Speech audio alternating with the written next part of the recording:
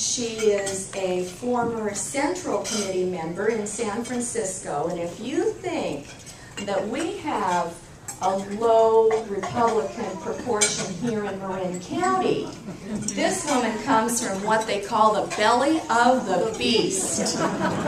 From San Francisco, I present Dana Walsh.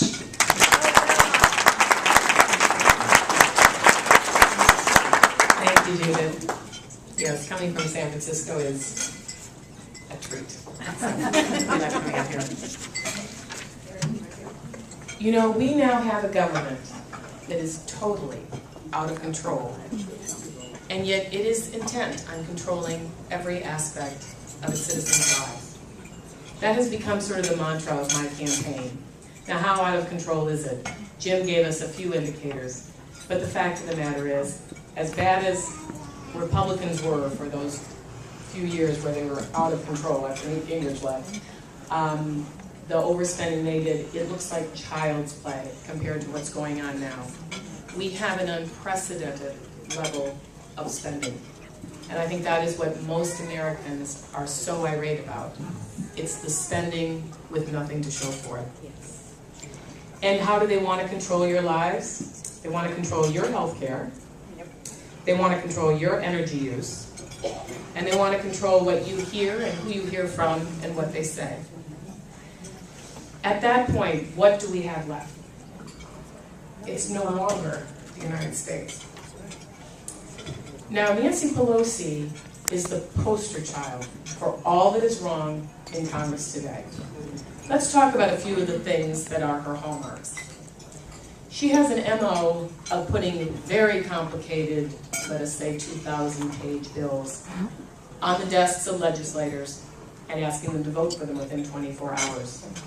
We're now seeing, and I don't want anyone to be complacent, they are back at it trying to get this health care reform bill, which is fraught with complications. They are trying to get this passed, even though they know a significant majority of Americans want no part of it.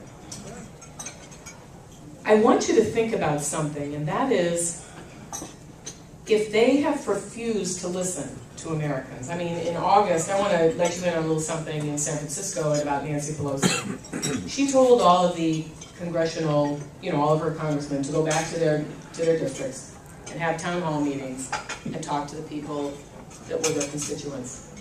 Did Nancy do that? No. I called every day to her office. No public meetings. Nancy met with people she wanted to meet with. She meets with two kinds of people, actually. She meets with people who give her money, and she meets with people who she gives your money away to. That's kind of the way she lives her life. She's very good at giving taxpayer money to others. But so she did have a meeting where she explained the health care bill, and it was at her private home. It was by invitation only, and it was for people who had given a minimum of $30,000 to Democratic causes. And of course, there was the follow-up meeting the next day at her vineyard in Napa. So she does meet with some people. But this is really what Americans dislike about the speaker. They're disturbed about what's going on in our government. And then they are very upset with the arrogance and the spending of our speaker. Now, of course, I'm sure you're all aware of when she went to Copenhagen. She brought 100 of her favorite Democrats, all paid for by you, flew over there. Apparently, they partied hardy on taxpayer dollars, all in the name of stopping global warming. But also, we recently, on my website, we put the $100,000 bill she had for liquor and for food on her jet. Now, again, there are conflicting stories of just how much that jet cost, but there's no way we don't know it's in the millions and millions of dollars. And again, she comes home to her neighborhood to talk to her donors and to people she gives your money to. So let's get to the health. I want to mention something about the health care reform bill. And again, this is what people are throughout the country are just so disturbed about. And it's not just Republicans, it's Democrats, it's independents. It's this notion that the political victory for Obama and for the Democrats, and especially for Nancy, is more important than the bill itself. Because Nancy has made one thing clear. It is about politics and power over people and policy. When we saw the unseemly sight of the bribes, the deals, the arm twisting that was taking place to get this bill finalized, I think it was an embarrassment to all Americans. They weren't, you like to think they'd like to hide this stuff, that expression about politics is a lot like sausage, you don't want to see it happen. Well, we saw it happen in its most ugly form. To the point where I think Americans have reached the point where they're pretty much just disgusted with the whole thing. So I'd like to mention a little bit about my positions. There are so many issues. We get these questionnaires and there'll be 25, 30 issues they want us to talk about, but I really think it comes down to three major things. The first is the security of our country. That is one of my first. It includes everything from how we treat terrorists, about how they're tried, where they're kept, how we protect Americans. It has to do with our foreign policy. It has to do with how we're handling the war in Afghanistan. All those issues are about security, and quite frankly, that is the number one role of the government in our lives anyway. The second I call the whole area of freedom and opportunity, and that includes everything having to do with the spending, the tax policy, the regulations, because what it really does is it affects our freedoms to do what we want to do, to go to the doctor we want if it's health care, to start the company we want if there are certain regulations that are burdensome to the point where we can't start a business. So that's the second. And the third is about reform, and that goes back to what I was just talking about. I think all Americans are pretty clear now that what goes on in our Congress is just no longer acceptable. And this will start, I think, obviously I'm running for the Congress, but it has to start everywhere. Certainly our state has doesn't even take a back seat sometimes to what goes on in Washington. So those are my three major issues under which I think almost everything else falls. But I want to talk to you, and I will have a question period afterwards. I think that's important because you will want to know what I think about different issues. But I now am facing a very, very definite challenge in San Francisco in the Republican primary. My opponent and I actually agree on almost, all the issues on freedom and opportunity. We're both appalled at the spending in Washington. We're both appalled at taxes that are being proposed. We both think the legislation that is being passed and the way it's being passed is not acceptable. And on any number of issues that has to do with conservative feelings, we are on the same page. But we have one very, very different set of policies and positions as it regards the security issue. And I want to make this clear because I believe that he has not made it clear. He continually states he's made his positions clear, and I want to make them clear because I have been a Republican in the Republican Party in San Francisco since 1994. I've run for Central Committee 7 times. I feel that I know my Republicans in San Francisco. I'm actually still on the Central Committee now, and John became involved 2 years ago. John Dennis is my opponent's name. But there's one thing I know about whether it's the Tea Party people, the 9/12 people, they are people who believe in the security of this country. Now, I brought some papers up here because I don't want to misrepresent my opponent and his issues. So I actually brought printouts of some of the things he has said. Now, again, I think our major differences are, on his website, he says he opposes extrajudicial systems. That's a nice way of saying he opposes military tribunals. The flip side of that is, if you're not going to be tried in a military tribunal, you're going to be tried in a U.S. court. I am totally opposed to that. I think there is no reason they should be in our courts. They should not even be in our country, and that goes to the second part. The second part of extrajudicial systems, and that is detention camps. And again, I don't want those people in our country. I think Cuba is a great place for them, and I want to see Guantanamo. I have kind of a personal story as regards terrorism. On Christmas Day, I actually left Detroit in a Northwest Delta flight in the afternoon. And what I thought was interesting is there was no indication. I left at about, I think it was 3:45, 4 o'clock in the afternoon.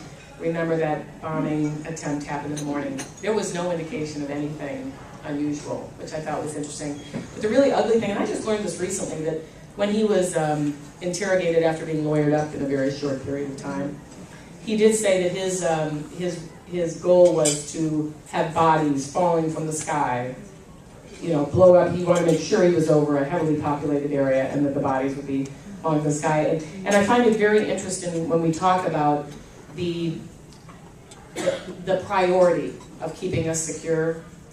All I know is that we've heard the stories about how Obama was woken up in the middle of the night to be told he won the Nobel Peace Prize, but they let him sleep for 3 hours after he was notified that there was an attempted bombing in Detroit on Christmas Day. I think that, and Napolitano saying things are going just very well. The fact that she's still our Homeland Security Chief is again something that I would want to be part of changing as a member of Congress. But there are other things about John. One of the things about foreign policy, I was very, I ran against both Nancy Pelosi and last election in 2008, I also ran against Cindy Sheehan. But one of my big issues then was about energy. You remember, it's so easy to forget how issues have changed so much in such a short period of time. Once the economic meltdown happened, everything else seemed to pale by comparison. But one of the things I very definitely promoted was to drill here and drill now and give our citizens the jobs to make us energy independent and to bring our country back in employment. Now I want to read something my opponent, my Republican opponent, said. This is from a WorldNet Daily article. He noted that Senator John McCain said during his 2008 presidential campaign that Americans are buying oil from, quote, countries that don't like us very much. This is a direct quote from my opponent.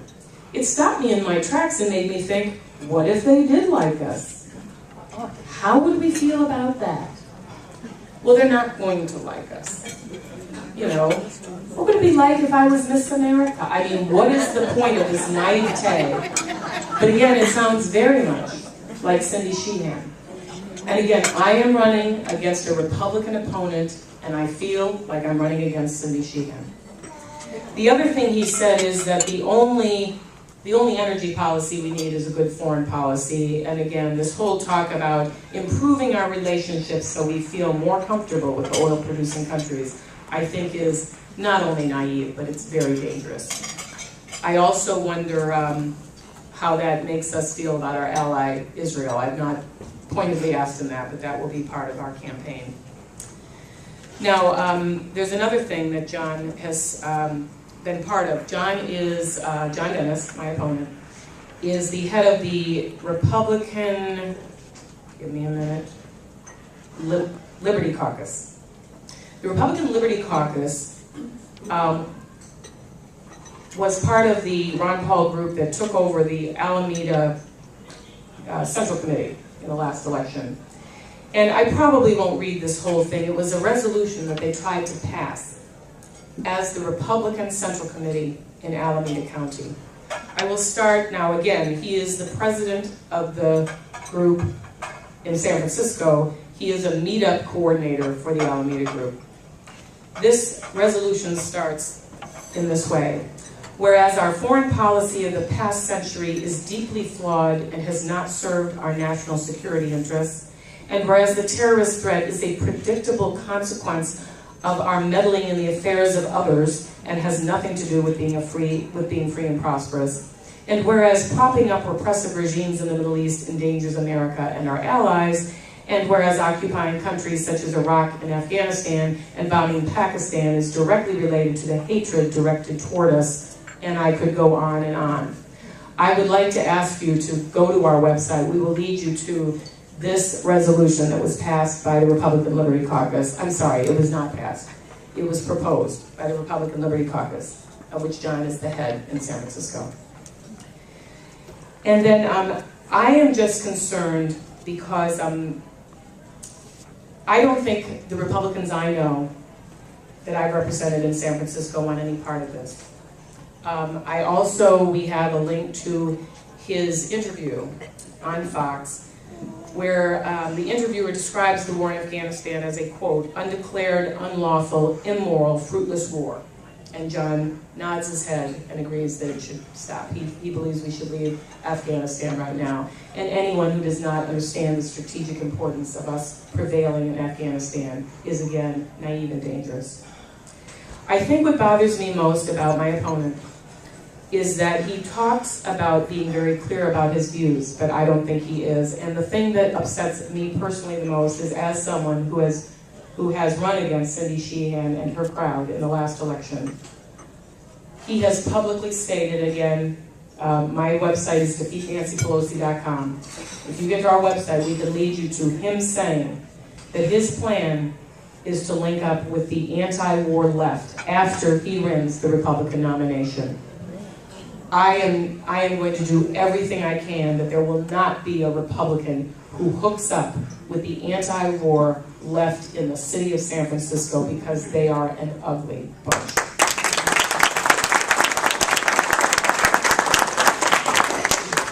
So my challenge, and I'm going to ask all of you to help me, because one of the messages of my campaign also is, you all know how tough my job will be in San Francisco to beat Nancy Pelosi. She owns the joint. But we need to get rid of her as Speaker of the House. She is not a leader. She is a partisan hack. And she will do anything to stay in power. Now, keep in mind that as we elect Republicans throughout the country, once they take over the Congress, Nancy Pelosi is no longer Speaker. So one of my messages is that, I can't do this alone, and we'll have some ideas of how you can help us. But you have to support your Republican candidates wherever you are, and Republican candidates in other areas, because one of the ways we can get rid of Nancy Pelosi is to bring the Republicans back. And I have another message, and that is, I truly believe when you see the scope, the scale, and the speed with which they have tried to dismantle our free enterprise system, and to regulate everything that moves, and to take control over our lives, when you see what they've done in less than a year, imagine if we do not take Congress back, if the pendulum does not swing back in 2010, I'm not at all sure we will have a country to defend in 2012. So with that, one of the things is, I do need your help. And I'm going to ask Lucia Vandenhoff. She is my campaign coordinator. And I'm of the age where I would love to say I'm really savvy on the internet, but I'd be lying. And so I would like, and I know many of you are, I always underestimate women of my age, because many of them are blogging and they're really getting out there. But there are other ways too that you can help this, and you can help people like Jim Judd, you can help your other Republican candidates. However, I'm going to have Lucia tell you how you can help me. So the other thing about my opponent is, he is a Ron Paul guy, and for anyone who knows the Ron Paul people, they are organized. And right now, I have to admit, we're a little behind the 8 ball on the internet and even out in the streets, if you will. So I need your help, and I will ask for your help soon and often. And Lucia will be going around and asking for your emails. And I'm going to give the microphone over to Lucia, because I